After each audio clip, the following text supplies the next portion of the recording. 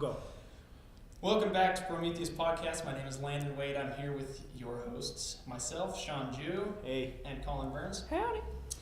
This is episode 10, and we're pretty excited to talk to you about the female side of architecture, since all you've heard from until now is just a bunch of dudes.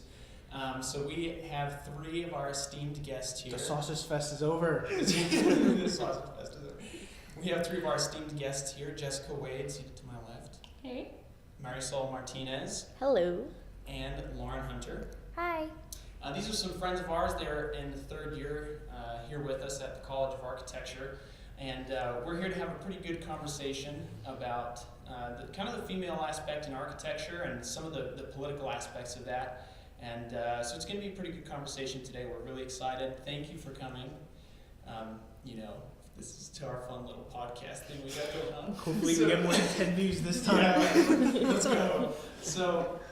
But since we skipped it last week, we're going to go ahead and start out with a day in the life.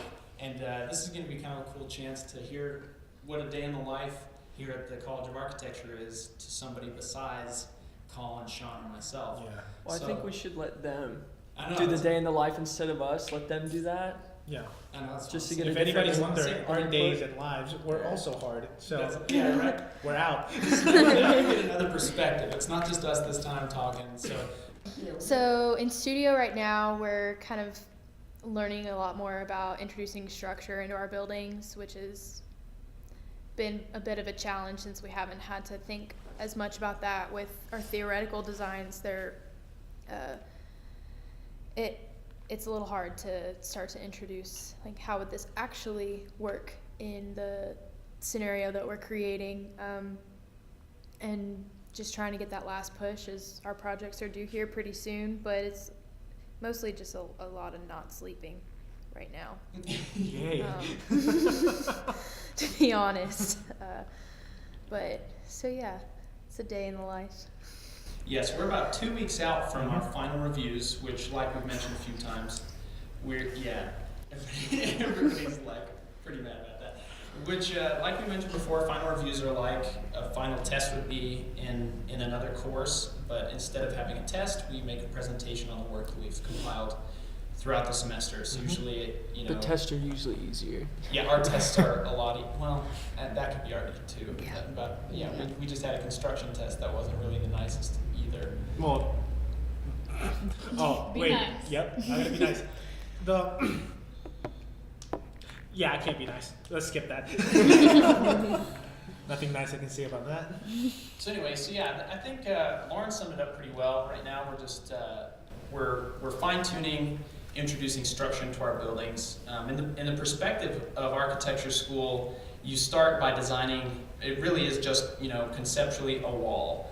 And by this point, we're third years in the program, and so now we're learning really what's going to make up that wall. How are we going to actually build that ceiling? What's the foundation made of?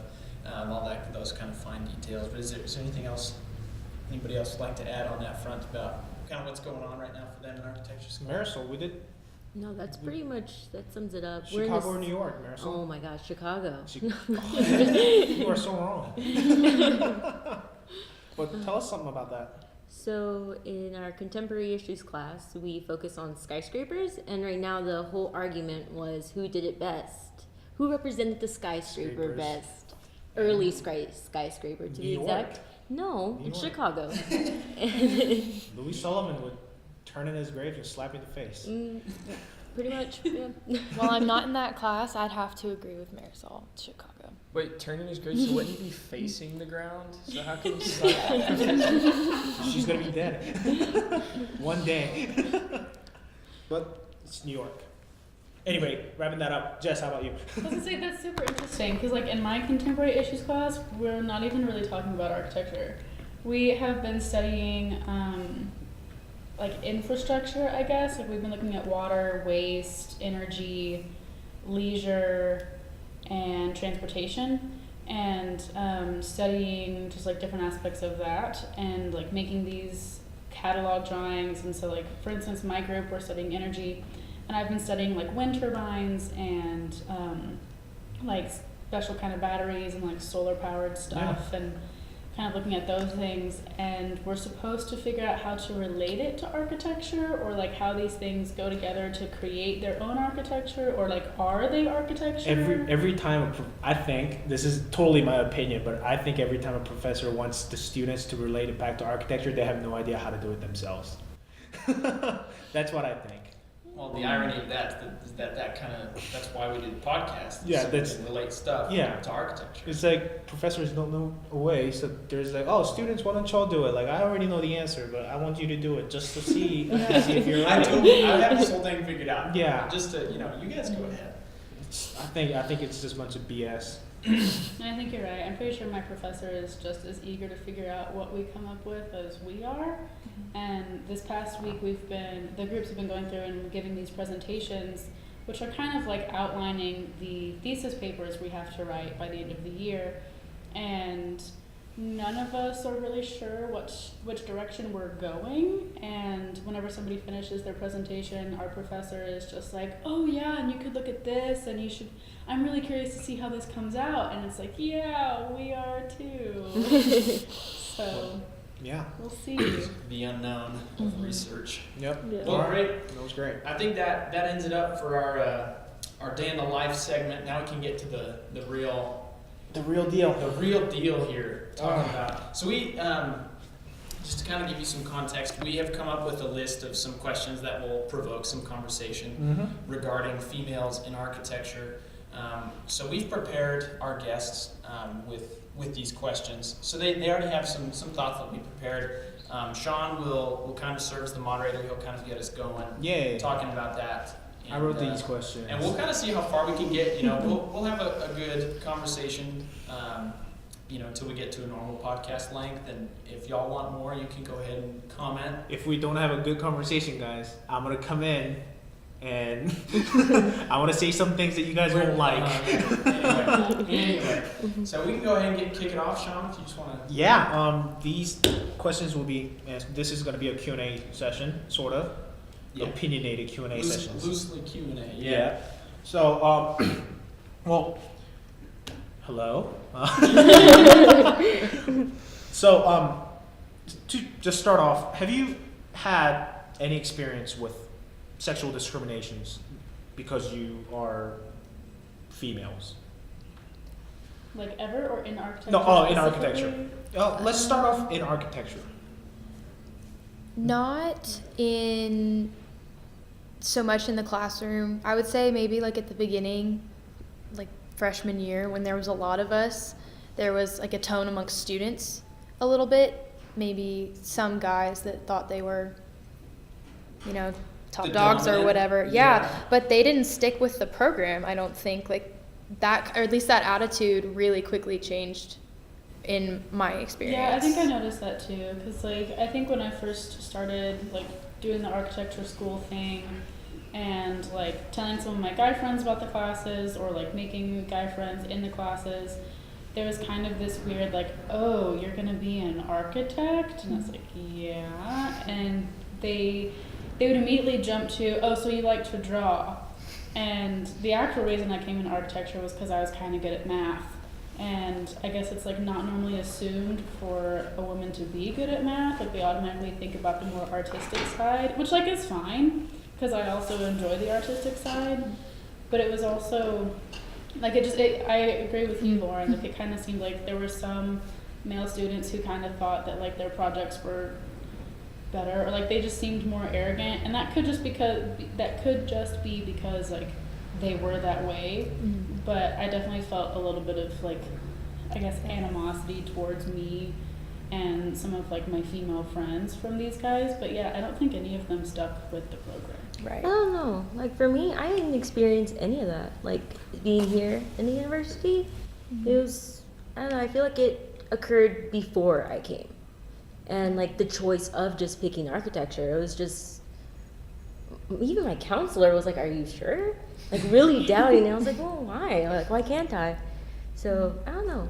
I guess I didn't experience it firsthand in the classroom setting, but I did outside before even coming here. Awesome. Question number 2, is there a female architect stereotype? If so, what are those? Or what do you think they are? I don't think so. No, I don't know. Maybe I haven't associated one, but I don't feel think so. like the stereotype is either like you're a Zaha Hadid kind of person, like you're doing the architecture thing and you're like out there and you're killing it, or I don't know. I feel like women in architecture, you either stand out a lot or you're just kind of there, like you're part of the group or you're like out in front. Mm-hmm. It's like a side job. Yeah. It's Yeah. either you're that's what you do 100% of the time and that's your whole life, or it's not like it's just like a little Yeah. tiny part. It can't. It's There's no middle ground. there's no middle ground. At least that's what I have perceived in trying to figure out how I'm gonna like move on with my future and Mhm. eventually like with just relationships with other people, starting a family, stuff like that, how all of that's going to play out. Mhm. It seems like you just have to be so committed to architecture to be successful that I don't know how any of that will balance. Because So about that, I mean, having kids is obviously an issue for everybody that's planning or Well, it's I rather, don't know rather if issue is the issue. word I would It is- use. it is well, rather- it's a topic. it becomes it's an issue when you look at it from the architect standpoint. it can be. No, I would get that, yeah, Yeah. because It's a competing priority. Yeah. How is Yeah. how is that for the female architects? well, like I've had somebody tell me before when I talked about like my goals for the future, like yeah, I want to do architecture, and I intend to like be working for a firm and to be successful with that, but I also want a family someday. Like I want to have like 3 or 4 kids, and I want to like do the soccer mom stuff and everything else. And I had somebody straight up look me in the face and say, well, if you're going to do that, you're going to be a horrible architect. And it's like, well, why not both? Like, why can't you do both? There I don't know. isn't- Obviously, in somebody's eyes, that wasn't possible. Well, I think architecture as a profession is a very dedicated profession in general. Mm-hmm. So when you put these two things together, you know, being an architect, whether it's male or female, and then the opportunity to become a mother, which I think, you know, obviously is an opportunity that is female exclusive, basically. Yeah, and like I can't be Those- a mother as that's much as a I real- want to. Sean would like to Right. be along. I think those are really, those are two really big building blocks in a female architect's life if she chooses, you know, that she wants to have children. So. Mhm. So yeah, I think I mean, some of the stereotypes. One of the stereotypes that I heard from other older architects was that females are supposed to be this creative, but design something that's not really realistic unless there need to be changes. But male architects are the ones that aren't as creative, but make something that's able to be built without many fixes.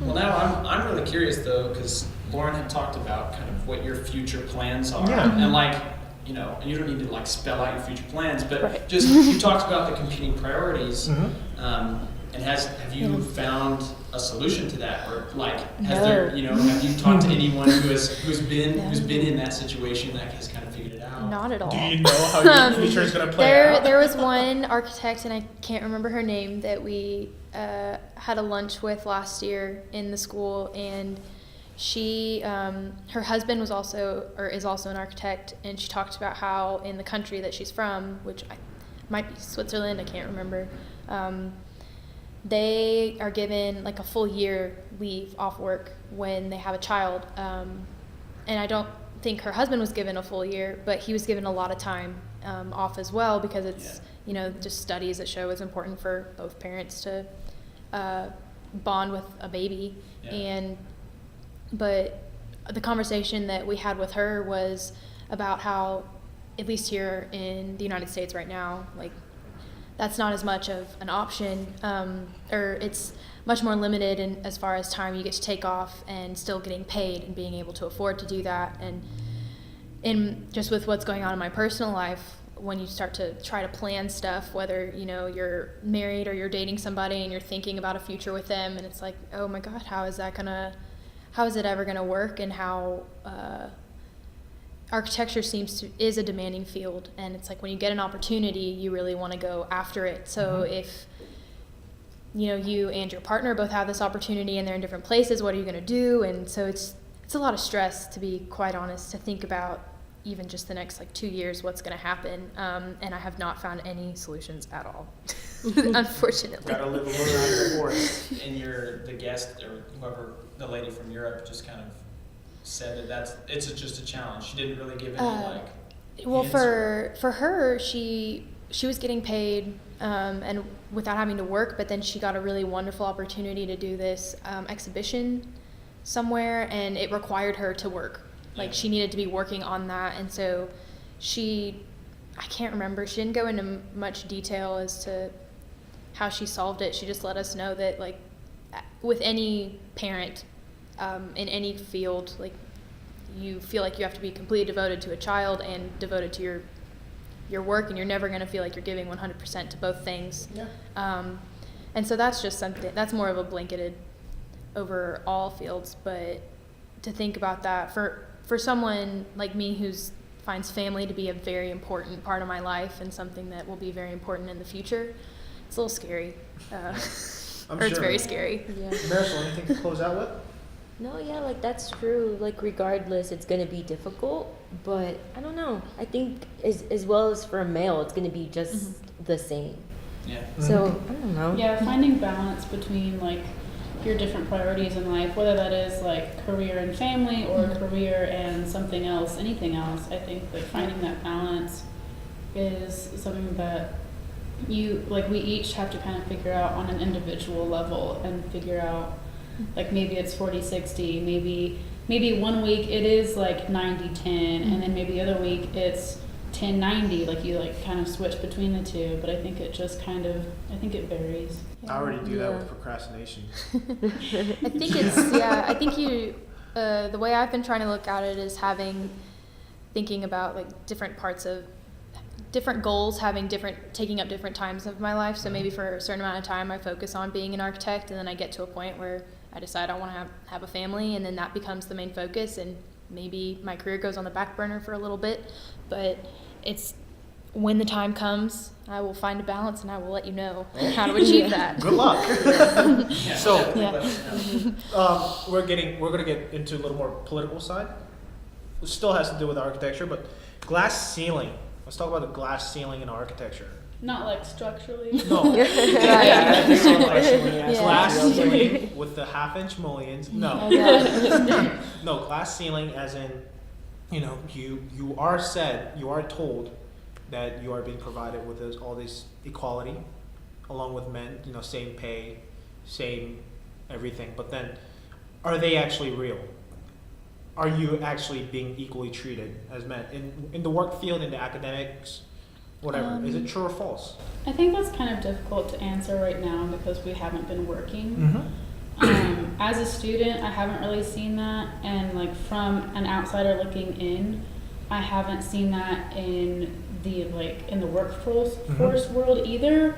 So I mean, kind of like going back to Zaha Hadid, like she was all the way up there, and nobody was about to get in her way. If there was a glass ceiling, she broke it. Yeah. And I feel like women can do kind of whatever they want, and I think architecture almost gives us that freedom because like people are, I think, born to design, men and women alike, and I think that like if you have good ideas and you can put the pieces together and figure out how to make them reality, whether you're male or female, I think you can get wherever you want. I don't know, because I haven't been there, that like in some fields I know that women have to work twice as hard to get to the top because like there are some obstacles in the way that... Oh, tell me what field? What field? What do you mean what field? No, like just you can detail it out. I know that like in the military or like Oh, in yeah. engineering or things like that, like Okay. specifically male-dominated fields. I wasn't expecting military. I'm so sorry. That came out like Right. that Wait, just came that's out on my very, face. though, No, that is yeah, very true. It's but very, very true, Yeah. especially in the military. just surprised me a little bit.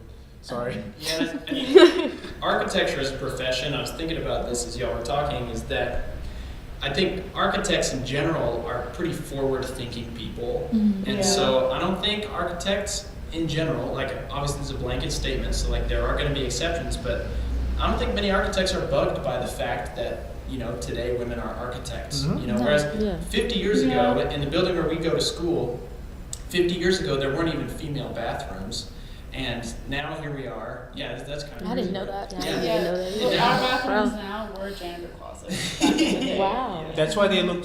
That's why they're so modernized compared to all the guys' Oh, bathrooms. yeah. So I was gonna say that's why they're just now clearing the asbestos out. Yeah.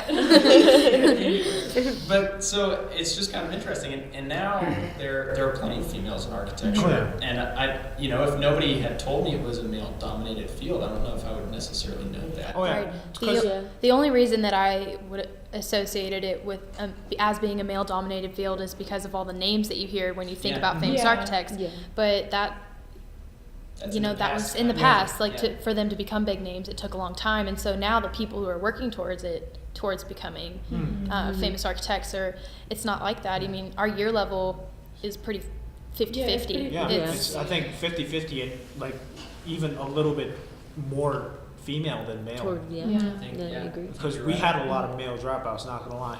Yeah, I don't. Lot- That's a good point. I lot don't of know when dudes we. dropped out. Well, we've just had like a huge change in number. I think we were around like 180 We were students around when we. 180, 170, 180, and Yeah. we got down to less than 100. Yeah, easily like Yeah. 75 Yep. maybe we Yeah. might be because we had students transfer to not necessarily change majors, but Yeah.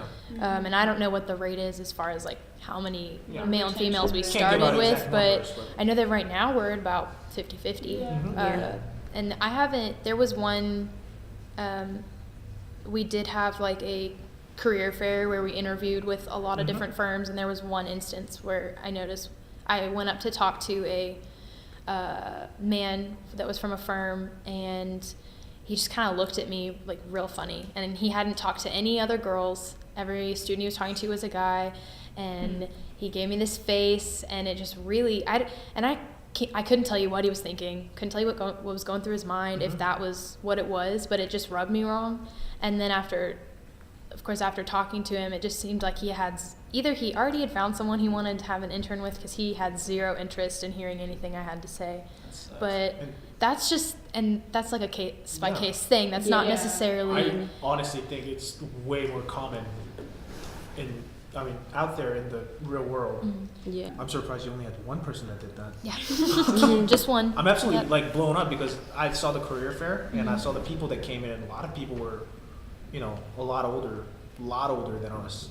Yes, and with this particular man, he was older. Well, yeah, I mean, Mhm. some Like- things stick with you, and Yeah. back in the day it was okay, and No, now I it's- found that to be true. In my part-time job right now, it is a very like male-dominated Oh, yeah. field, and sometimes people come in and like I'm supposed to like help them find whatever they're looking for, or like just help them around the store, and they straight up do not want to speak to me, and like they will be very rude, or they'll ask me a question and I'll answer it, and they'll be like, why don't you go check on that for me? And like I just checked on it, but I'll go check on it again, and then I'll come back and I'll answer the question again, and they'll kind of like nod and say, okay, thank you, and then not even 2 seconds later, like not even before I'm out of earshot, they'll go ask one of my coworkers, who they are all men, and they'll ask them the exact same question, and there have been a few cases where they've even pointed out, like, yeah, this woman over here, like this little girl over here tried to help me and she doesn't know what she's talking about. And, do they usually get the same answer out of them? oh yeah, absolutely, because like, I know how to do my job, and so whichever coworker they ask, they're like, yeah, well, she's right. So it's kind of nice, because like my guys will stick up for me, but it is definitely like the older generation that usually has issues with like a woman helping them Yeah. in those situations. And Marisol, anything? Well, no, like she's talking about like work, and I've experienced that when I was so I did an internship at an engineering firm, and from the very get-go, my former 2 bosses were just super nice, right? Accepting and everything. Well, there's people who come and try to sell their products, and usually the people that go were just the head engineers.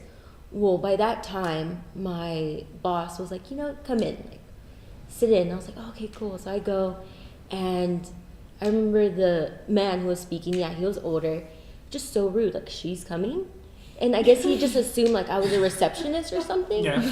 And I was so offended. And then like after still stayed for the entire thing. And then I just kind of shrugged it off. And then my boss, he took me into his office and he apologized. He's like, like I really want to say like if it made you feel uncomfortable. Yeah. And I was like, wow, like to me it was just like whatever. But then thinking about it, it's like, yeah, like there is people out there that I don't know. Similar things happen, and I think in I can only think of really the law industry, and clients will not want to speak went to female lawyers. They're like, get me somebody who can actually talk about the law. I'm just like, well, because I was actually a receptionist. I told her, I was like, well, she's got a degree as good as his Just from as a better school. qualified. So, Yeah. but if you want to talk to a male, like I can talk, I can get you with somebody who has way worse record than her. Right. That's fine. I And think- it's very common in other fields. And I think from, like, just it's mostly school experiences. I don't have, like, I don't have any work experience. I worked at a snow cone stand, so. But in school, what I've noticed is it's all based on how you work and what your Yeah. work ethic is. It's never. It's not based on. It's not based on Whether you're male or whether female. you're It's about male or what you're female. And I've always appreciated that because I feel like Yeah. I know that they know I'm a hardworking student, and But I think the point that's kind of being made here is like there is some sexism and like not great things that occur, whether it's like from the older generation or engineers or whatever it may be. Like this stuff is still like very real and it's still definitely happening, but we're not seeing it in architecture, which No. is quote unquote a male dominated field. And I think that like there's a certain freedom for women here that like I think doesn't get acknowledged, or like people talk about it like it's not there, but it is. Like besides like the few flukes during like freshman year, and like those guys have left, and it was just students, it was never professors Yeah. or Right. anything like that. Awesome. Thank you guys. Well, I wanted to, flip it up a little bit and talk about, because some could argue that in today's society where, this feminism movement and the women's rights thing is a big thing, being a male could be the discriminant. Can it be? What we kind of just established is that in architecture, at Mhm. least, like, it's based on you. And Yeah. so, like, if you're, I'm not saying like you specifically, but like No, if yeah. someone were a guy that didn't try very hard, like he's not going to go as far as like a woman who is trying. Okay, so very you hard. are putting up for me. But like vice versa, if there's a woman that's not doing very well or not trying very hard, she's not going to go as far as a man who is like working his butt off and Right. trying to get things done. Yeah. Yes and think no. it- Well, because that could be argued. Go ahead. Oh, sorry. Depending on, say, like you're trying to get a job Mm-hmm. and you interview for the job, and the person interviewing you happens to be A more conservative. a more male, conservative, for like example. male from this time when architecture was definitely a male-dominated field, then he might have this perception, might not have the experience that we've had, seeing how the changes that are happening in the field might just, off the Yeah. bat. But I think it's more of a situational Mhm. thing. Yeah. So it's not a norm, definitely, but it gets it has to go by individual stances. Well, here's what I'm going to argue, because I've been cooking this thought up for like 5 minutes now and really want to say. 5 minutes of cooking. I That's- know, man. This Great. is going to be a good Only one. cooking Let me hit he's you with ever this done. We're one. gonna need to cut this part out, so let's What go. what I was thinking is just that as architects, we're taught to innovate in everything, And so I think for those architects that own firms, or for those who are in a position to be hiring or interviewing somebody, I would argue that they're really not being true to the ethics of architecture if they're allowing prejudice to keep them from hiring somebody, whatever the situation may be, whether it's female or any other minority we could list off or whatever. If they're going to let a preconceived notion get in the way of that, then they're honestly, like, if you ask me, they're going against the ethics of architecture, because we're all about challenging the preconceived notion and innovating to find better ways. And I think that innovation is happening in the field, not just with the designs, the products that we produce, but just in the way we do things. And here we go, like, more and more females are becoming architects now. I think that's a good innovation. That's something that needs to be embraced. So, I mean, that's my thought. Yeah, I think that's Pretty much. Yeah. I think that wraps it up pretty well. Anything Well, to what were you add? gonna say? I cut What you off. were you gonna say? Honestly, I don't remember. All right, she Because doesn't I was in the zone, and then it Oh, just, you it shouldn't just have let me went. speak then. What's wrong with you? No, well, I didn't know. It's okay. All right. That actually leads really well into the fully political question: Here we go. women's rights and feminist movement. Let's do it. Jess, can you explain to us about the feminist movement? Something that we wouldn't know about. Something that you wouldn't know Yeah. about Can it? give us Give us a general, just a basic overall run through. basic. Because here's what a lot of people think when they think feminism. They think, and I have to be really careful in saying this, but I think it's a general conception of a lot of people, is that feminist movement is something that's almost even against men in a lot of ways. And that's a general conception. Oh my God, Landon, what's wrong with you? No, Yeah. and like, for me personally, that's what I thought for a lot of time until, Until Jess you and I met had some me. good conversations. Yeah. And Jess, she knows a lot about feminist stuff, which is part of the reason we want her to be here and teach us a little bit about that, help the listeners understand, and that'll provide the basis for the conversation. Explain So to what? 5-year-olds. Explain like to a 5-year-old. Well, Yeah. it's important to know. Explain like I'm 5. Yeah, yeah. So, for the record, I do consider myself a feminist, so like maybe there's a little bit of bias here, but the basis behind the feminist movement is not about man hating or like bringing men down. Nothing like that. It's about bringing women up. And so like I feel like it's pretty common knowledge that like historically women haven't been treated that great. Like women's rights are a thing, like we had to be given those. And like sexism is still very real, like we've kind of been talking about that the whole time. And feminism is about bringing women up to the same level that men are on. It's not about taking any privileges away from men. It's not about bringing men down or trying to bring women above men. It's just trying to keep us both on the same level. And sometimes in some cases, the feminist movement fights for men as well.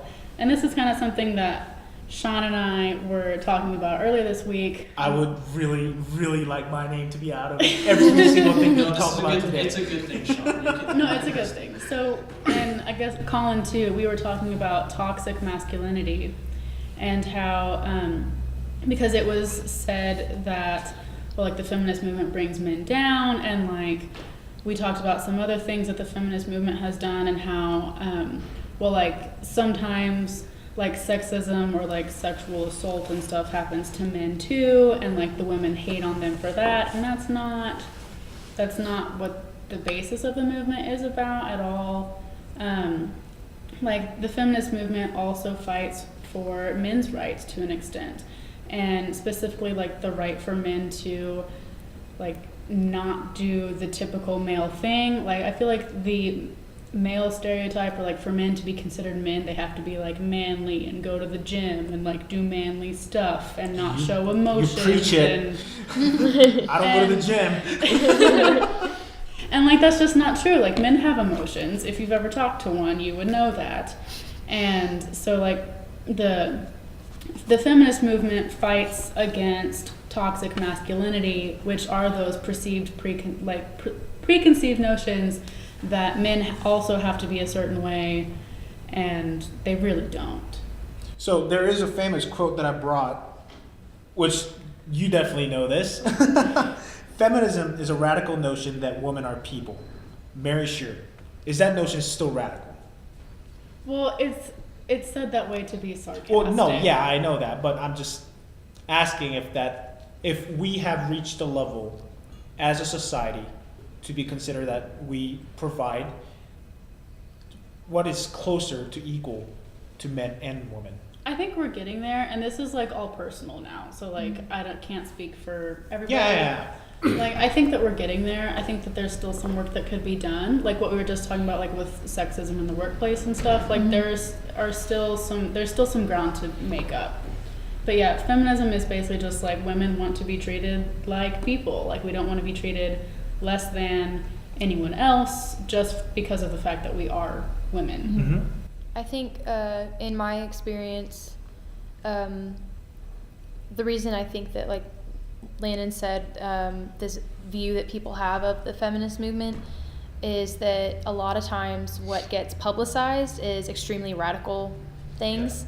And so for a long time, I was kind of the same way. I was like, well, I have like very similar views to a lot of what the movement stands for, but to come out and tell someone like I'm a feminist, then they would look at me like I was insane. And it's like, no, you don't understand. Like but that's to be said with any group. I don't agree with everything that maybe the group stands for, or the most sometimes radical points of a group.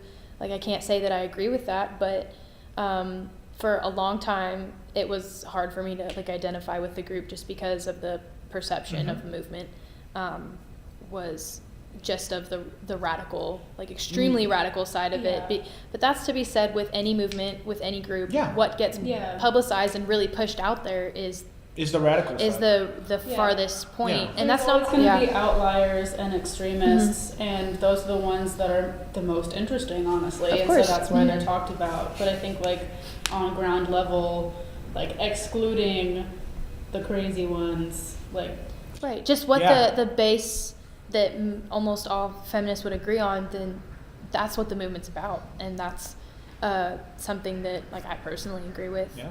I've known these two for how long now? 3.5 years? 3 years, and I'm still crazier than both of them combined. So All three of them. that you All- are, all- yeah. Marisol doesn't really count in the crazy scale. Marisol, what do you think?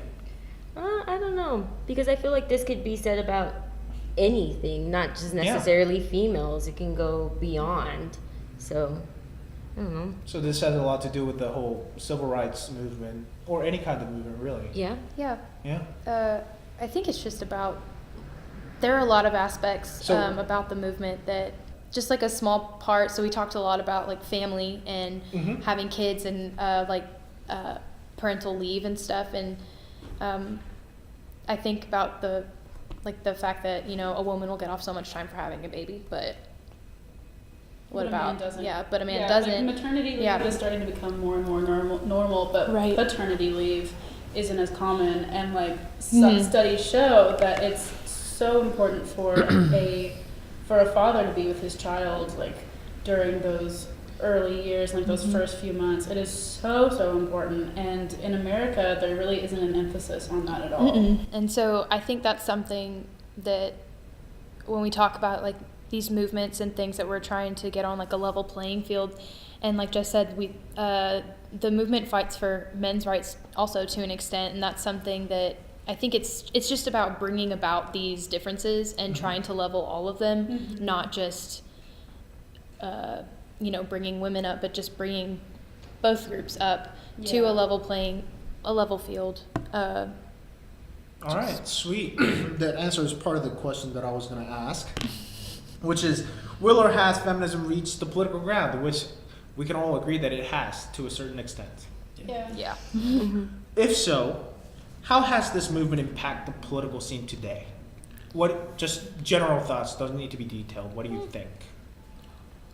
Well, kind of like I said, I think we're getting there. Like Yeah. there have been some changes, and like maternity leave is more common than it used to be, and like especially in architecture, like we're seeing less and less sexism in the workplace. I Mhm. feel like both sexes are more free to be more expressive or to be whatever they want. Honestly, like just because you're a guy, you don't have to be a doctor or a lawyer. Like you could be a painter if you want to, or you you could be a teacher, which like is kind of almost a female dominated field now, or like you can do whatever you want. And I think that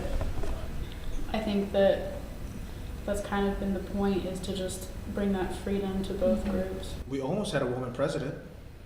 Almost. Almost. True. Almost. Doesn't Korea have a? She got impeached. Yeah. Yeah. She was the first woman president and Yep. first one to get impeached. Oh, and God. that- it's funny that you bring that up. No. Actually, Colin just did the pose, but actually that's right, because that actually has impacted the feminism around the world greatly.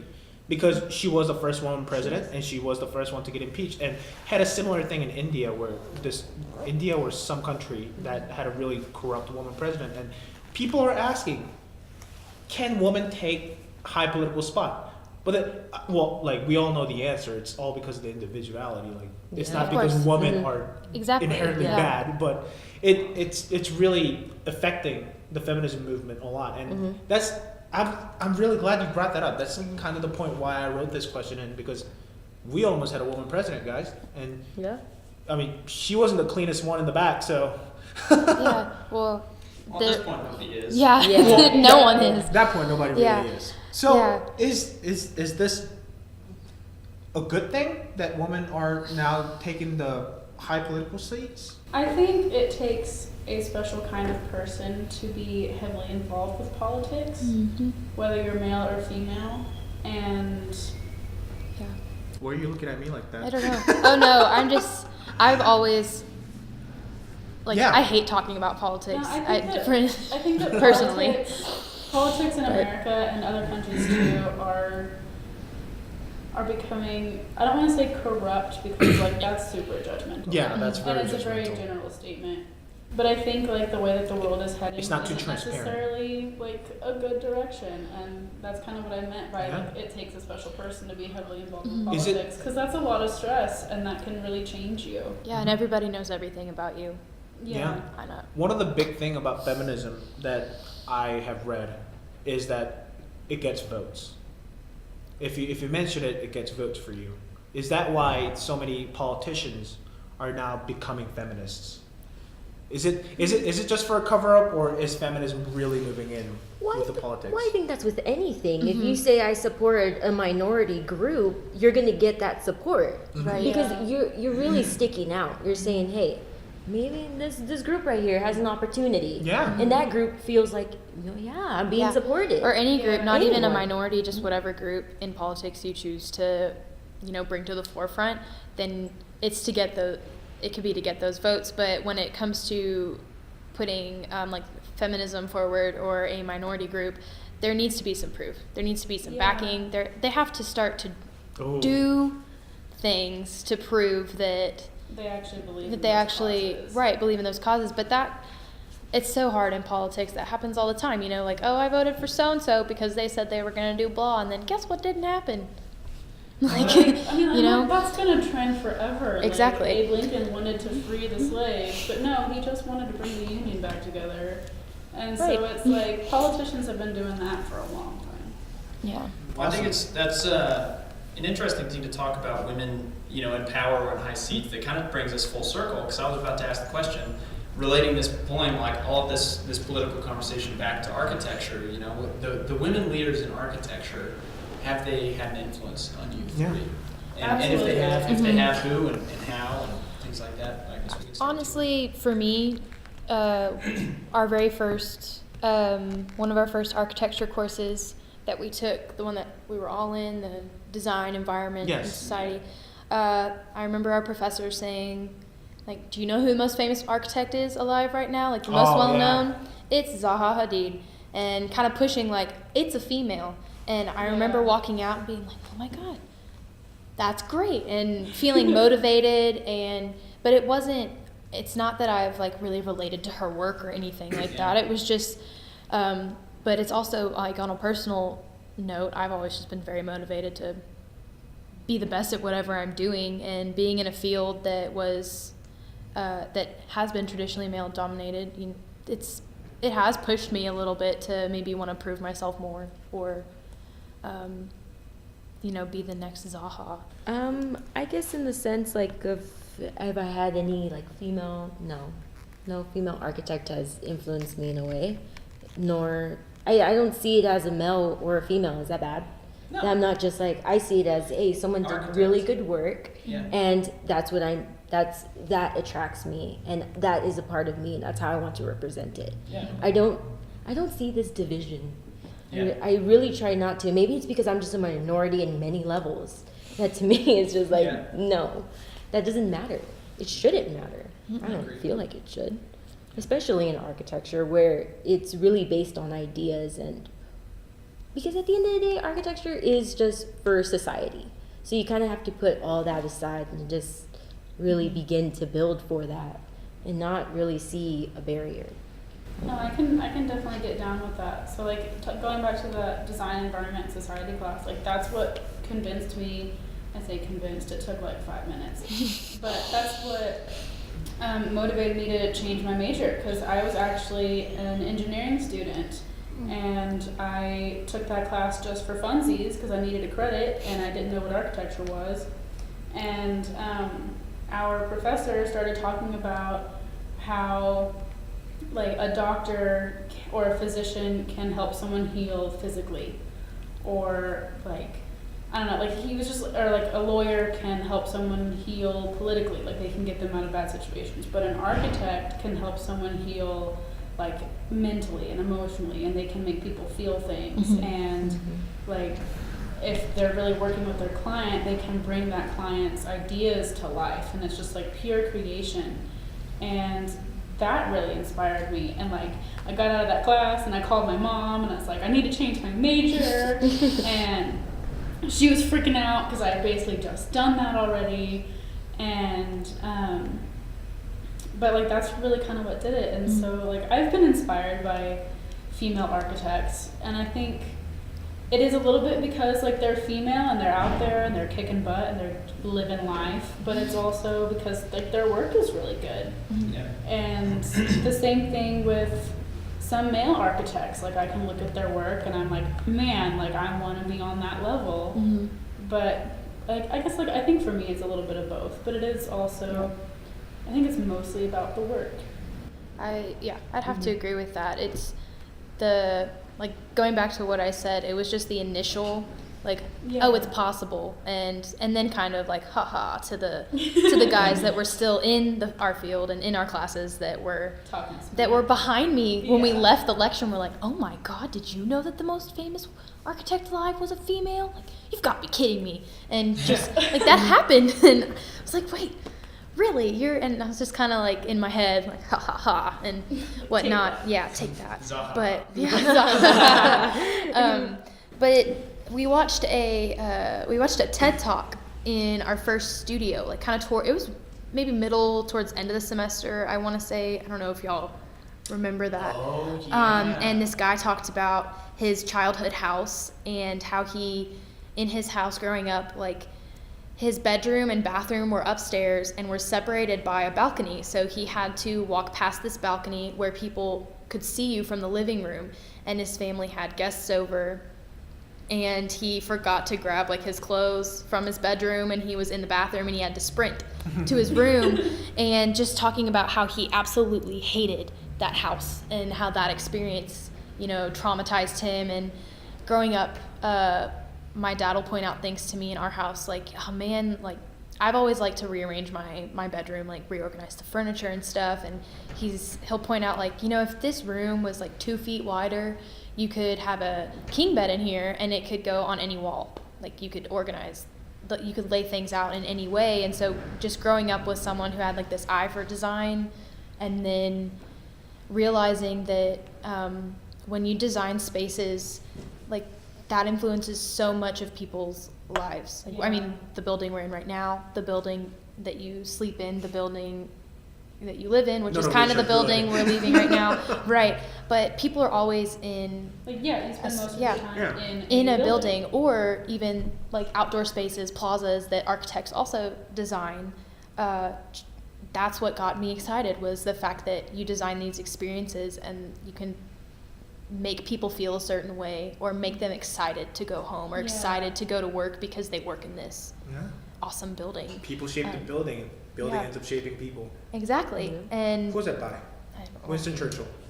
Boom. Yeah, you gotta go like that. Yeah, And it he's not even an architect. exactly. Just the thought that what architects do is so influential.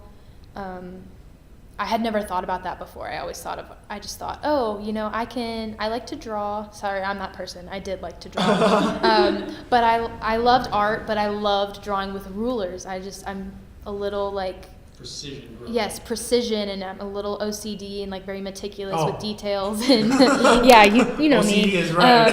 And so thinking about like drafting and stuff, I just was like, that'll be cool. That'll be an interesting thing. But then once I got into school, thinking about like the effects that architects have, it was so inspirational. Because I was the same way. I left that TED Talk video, and it's like, I'm in the right field. Like, this is what I want to do.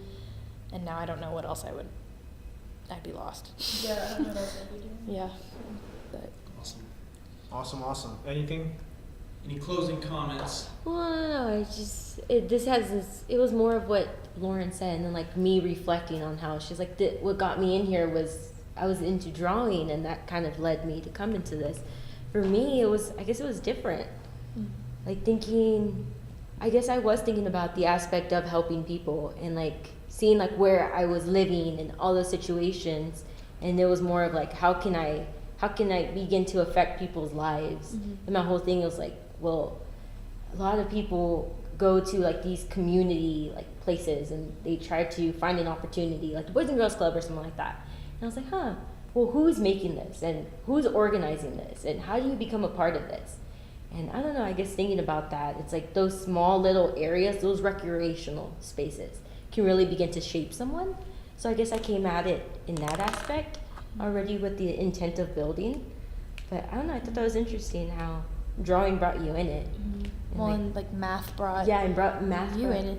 yeah. There's just so many different things that can, and that's with any major. Yeah. You know, people are like, oh, maybe this is what I want to do, but I feel like, especially with like we talked about already the rate that people Drop Drop drop out. out. It's a field where like you'll know. You get in and Oh, you're yeah. like, oh, this is what I want to Yeah. do, or oh no, it's not.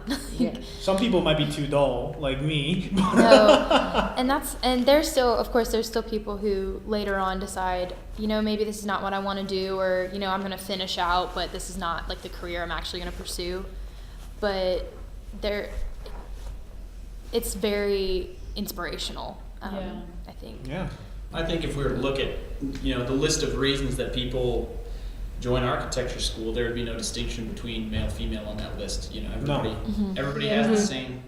I mean, really though, because like just as much as there would be a guy that's in it for the money, there'd also be a girl in it for the money. Yeah, But I think a right. lot of Oh, us, I relate a lot with the conversation you guys are having because a lot of those line up. I didn't relate anything with that conversation. Did you just like Legos? No, I didn't. That's always Well, the I mean, question they this ask. is- Well, Yeah. Okay, so this is why I chose architecture is because I didn't want to go to college, but my parents kind of forced me to. Mm-hmm. And my grades were decent in high school, so they're like, go to college or we're sending you to the military. I didn't want to go to the military, so I chose architecture. And yeah, I chose architecture because it was on the top of the A's. I didn't want to go scroll down to the Z's. And I didn't want to do agricultural science, so I chose architecture, which was next on the list. And Correct. I'm still here. Wouldn't accounting be first though? Yeah, it was in the first window. yeah. probably. Yeah. It was within the And A's. it looked cool or something. And accounting's boring. Yeah. For me. Well, I think whether or not we have more questions, Yeah. we're definitely out of time. But I want to thank each of you for coming. Yeah, thank and being y'all. guests here. Thanks for having us. Yeah, thank you. Yeah, this has been, I think, a pretty good conversation. To you listeners out there, if you have any comments or questions, feel free to post and comment on our stuff. Feel free also to share it as much as you want. Oh yeah. And donate. Donate, yeah. we always, you know, Yeah, we always had to do if it. there's any money element, we're, you know. And Sean, be sure to was it- let them know if you'd like to have us back again. Yeah. If that's why you're watching. And also, if you are enjoying having, you know, not just three dudes talking, then we can bring in these guests more often, Yeah. talk about a little bit more about architecture. Kick one of us out, replace him with No. another. Vote somebody else Never. down. It's now your choice. Yeah. Please don't kick me out, guys. Anyway, we love you all. Thanks for listening to Prometheus Yeah. Podcast, and from our studio here in Prometheus Podcast. we Oh thank yeah, new location. you. New location. Love Anyway, it. We thank y'all. We see you later. Bye. Bye. Bye.